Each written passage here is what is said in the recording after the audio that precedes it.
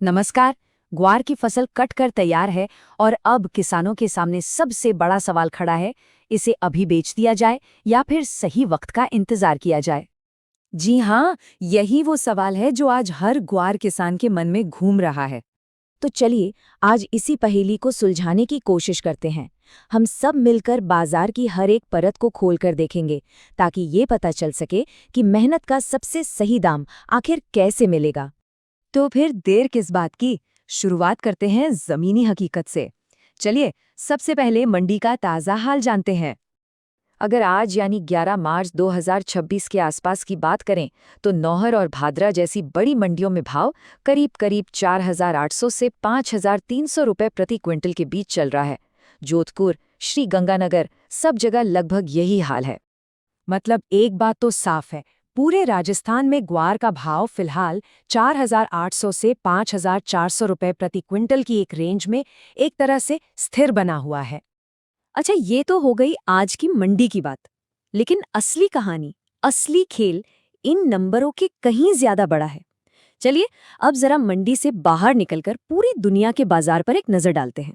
क्योंकि सच तो ये है कि ग्वार का भाव तय करने वाली जो बड़ी ताकतें हैं वो हमारे देश से बाहर बैठी हैं। जी, हमारे ग्वार की मांग का सबसे बड़ा खिलाड़ी है तेल और गैस का उद्योग।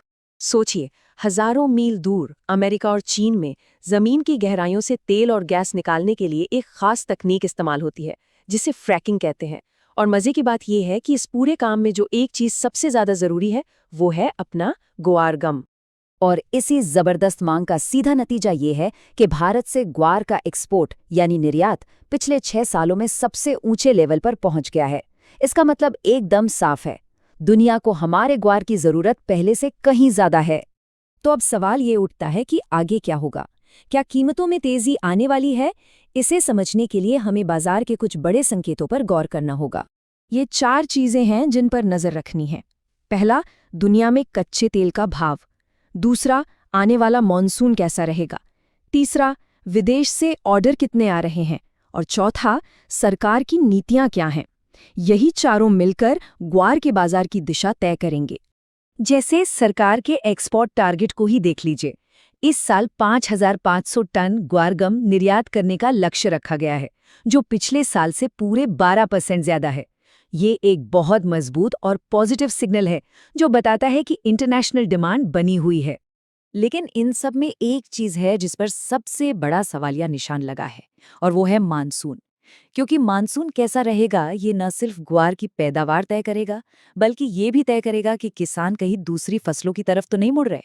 लेकिन रुकिए, इस बाजार को समझने के लिए एक और चीज जानना बहुत जरूरी है, और वो है इसका इतिहास। भविष्य का अंदाजा लगाने के लिए चलिए एक बार अतीत से एक बहुत बड़ा सबक लेते हैं। आप में से कई लोगों को साल 2012 तो याद ही होगा। उस साल हुआ ये था कि शेल इंडस्ट्री से मांग में अचानक ऐसा उछाल आया कि जो ग्वार 4,500 रुपए के आसपास बिक रहा था, वो देखते ही देखते 30,000 रुपए प्रति क्विंटल के पार चला गया था। वो घटना हमें याद दिलाती है कि इस बाजार में जब तेजी आती है तो वो सारे रिकॉर्ड तोड़ सकती है। सोचिए, उस एक साल में ग्वार ने भारत के बाकी सभी कृषि एक्सपोर्ट को पीछे छोड़ दिया था। ये है इस फसल की असली ताकत। तो इन सब बातों को जानने के बाद हम वापस उसी सबसे बड़े सवाल पर आते हैं। इन हालात में सही फैसला क्या होगा? तो देखिए, यहाँ सबसे बड़ी सीख यही है कि सिर्फ मंडी के रोज के भाव में नहीं उलझना है। इसके बजाय बड़ी तस्वीर को देखना और समझना होगा।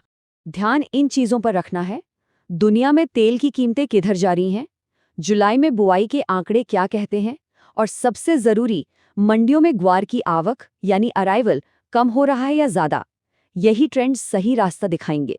आखिरकार पूरी बात एक सीधी सी चीज पर आके टिक जाती है, सप्लाई और डिमांड।